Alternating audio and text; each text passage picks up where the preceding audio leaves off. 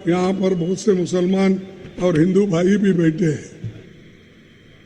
अगर कोई इस जहरीला सांप आपके सामने से गुजर रहा है और आप नमाज भी पढ़ रहे हैं, नमाज तोड़ के उस जहरीली सांप को मारना, ये कुरान में कहा है।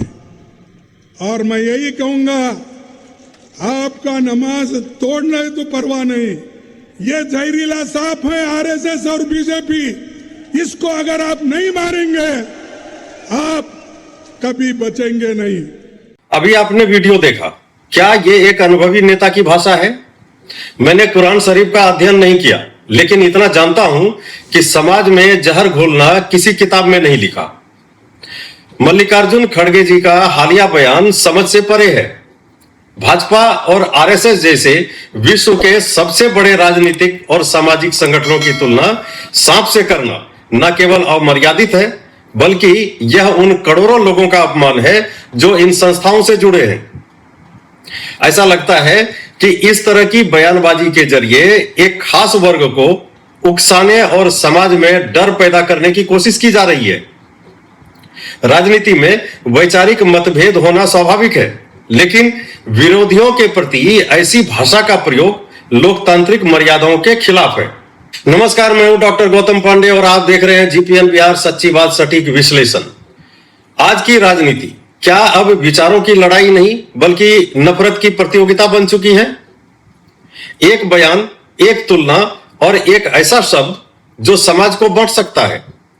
कांग्रेस अध्यक्ष मल्लिकार्जुन खड़गे का एक बयान चर्चा में है आजकल, जो अभी आपने वीडियो में देखा, जिसमें उन्होंने बीजेपी और आरएसएस को जहरीला सांप बताया और कहा कि अगर नमाज में बैठे हैं और सामने सांप है तो नमाज तोड़कर उसे मारो, बीजेपी और आरएसएस वालों को मारो, वो सांप है।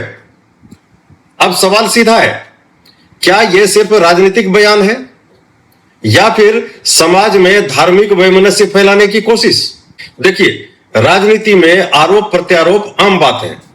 नेता एक दूसरे को भ्रष्ट, निकम्मा, जन विरोधी तक कहते रहे हैं, इतना तो चलता है।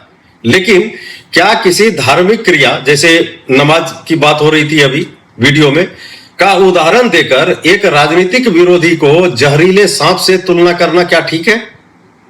यह सिर्फ आलोचना नहीं है, यह एक भावनात्मक ट्रिगर है, क्योंकि यहां दो चीजें जुड़ रही हैं, धर्म और डर।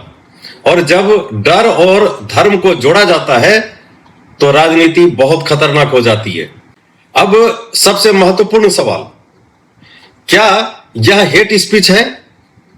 भारत में हेट स्पीच का मतलब है ऐसा बयान जो किसी धर्म, जाति या समूह के खिलाफ नफरत या हिंसा को उकसाए। यहां सीधे तौर पर किसी धर्म के खिलाफ नहीं बोला गया, लेकिन एक खास धार्मिक संदर्भ में एक राजनीतिक दल को खतरे के रूप में पेश करना, यह इनडायरेक्ट पोलराइजेशन यानी अप्रत्यक्ष ध्रुवीकरण की श्रेणी में आता है।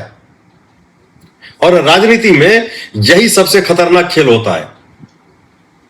सीधे कुछ मत कहो, लेकिन ऐसा माहौल बना दो कि लोग खुद बढ़ जाए। आपने ध्यान दिया होगा, आजकल राजनीति में भाषा बदल गई है। कभी चाय वाला, कभी मौत का सौदागर और अब जहरीला सांप, इस तरह की बातें होती रहती है। क्यों? क्योंकि अब चुनाव विकास पर नहीं लड़ा जाता, बल्कि भावनाओं पर लड़ा जाता है। और भावनाएं जितनी तीखी होंगी, वोट उतना तेजी से पोलराइज होगा। यहां एक जरूरी बात बताना चाहता हूं, यह सिर्फ एक पार्टी की समस्या नहीं है। कभी भारतीय जनता पार्टी के नेताओं के बयान भी विवादों में रहे हैं, कभी आरएसएस यानी राष्ट्रीय स्वयंसेवक संघ को लेकर आरोप लगे हैं, और कभी विपक्ष भी सीमाएं पार करता है। यानी राजनीति में जुबानी जहर अब सिस्टमेटिक हो चुका है, सिस्टम का हिस्सा बन गया है, चुनाव का हिस्सा बन गया है। अब असली सवाल पर आते हैं, इससे फायदा किसका और नुकसान किसका होगा? तो फायदा होगा किसका? नेताओं का, पार्टियों का, चुनावी रणनीतिकारों का। लेकिन नुकसान समाज का, आप जनता का, और सबसे ज्यादा देश की एकता का। जब आप बार बार सुनते हैं कि वो खतरा है, वो दुश्मन है, तो धीरे धीरे भरोसा खत्म होता है, डर बढ़ता है और समाज खंडित हो जाता है। अब एक बार बात मीडिया की भी कर लेते हैं।